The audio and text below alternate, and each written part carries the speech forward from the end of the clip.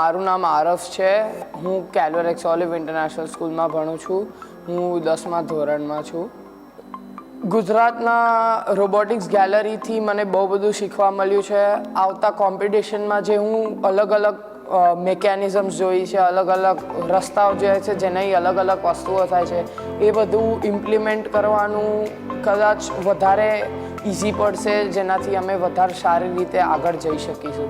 Robotics ગેલેરીના લીધે મને બહુ બધી નવી વસ્તુઓ જાણવા મળી છે. સ્ટેમ સ્ટારનું અવોર્ડ મેં મારા મેથ એન્ડ સાયન્સ એક્ઝિબિશનમાં મને મળ્યું હતું. જ્યારે મને સ્ટેજ ઉપર બોલાવવામાં આવ્યું ત્યારે મને લાગ્યું કે આટલા વર્ષોની મહેનત કામમાં આવી છે. અને આ અવોર્ડ ખાલી મારા માટે નથી, પણ આ મારા ટીમના પ્રત્યે, મારા શિક્ષકો અને મારા મમ્મી પપ્પાઓના પ્રત્યે પણ છે. આ સફળ મારા માટે બહુ સારી રહી છે. મારા મમ્મી પપ્પાએ બહુ મને સપોર્ટ કર્યો છે, મારા શિક્ષકોએ, અને હું આટલે સુધી મારા ટીમ વગર ના પહોંચી શક્યો હોત. નેશનલ તો અમે પહેલાં ગયેલા છીએ, પણ આંતરરાષ્ટ્રીય પહોંચવું એટલે આખી એક નવી દુનિયામાં જવું એવું હતું. જે પ્રોજેક્ટ માટે મને સન્માન મળ્યું છે એ પ્રોજેક્ટ એક રોબોટિક્સ અને એઆઈના વિશે પ્રોજેક્ટ છે, જે આપણી ડે ટુ ડે એક્ટિવિટીઝને વધારે આસાનીથી કરી શકે છે અને અલગ અલગ વસ્તુઓ માટે પણ થોડું બદલાવ કરીને વપરાઈ શકે છે, જેમ કે search and rescue mission, lifting and placing ને એના માટે.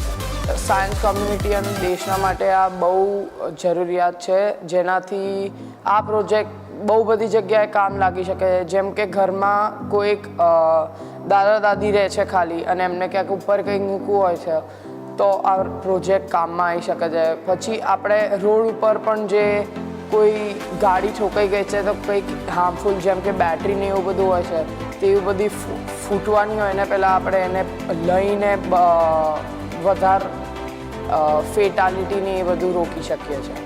સૌથી મોટી પ્રેરણા મારા માટે ટીમવર્ક અને ગિવઅપ કરવાનું નહીં, એ મારા સૌથી મોટી પ્રેરણા છે. જે આટલો 9 મહિના મારા ટીમ જોડે મેં રહ્યો છું. અમે અલગ અલગ રોબોટનું ટેસ્ટિંગ કરીએ, એમાં ના ચાલે તો અમે જોડે બેસીને આખું સોલ્વ કરીએ, અને અમે ગિવઅપ નહોતા કરતા. એટલે જ અમે આંતરરાષ્ટ્રીય ઉપર અમે અવોર્ડ મેળવી શક્યા છે.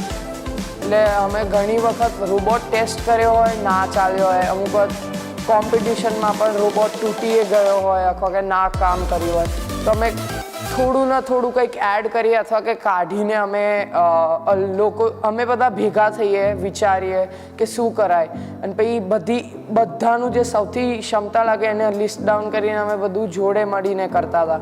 એના લીધે જે અમે ઉદાસ થયા હોય અથવા કે કંઈ પણ પ્રોબ્લેમ આવે એટલે એના લીધે જ અમે સોલ્વ કરી શક્યા છે. અને અગર અમારાથી પણ ના સોલ્વ થતા હોય તો અમારા જે મેન્ટર્સ હોય એ અમને હેલ્પ કરતા હતા. મારા પાસે એક રોબોટિક્સનો મેડલ છે. ત્યાં હું બ્રોન્ઝ લાવેલો છું નેશનલ્સ ઉપર.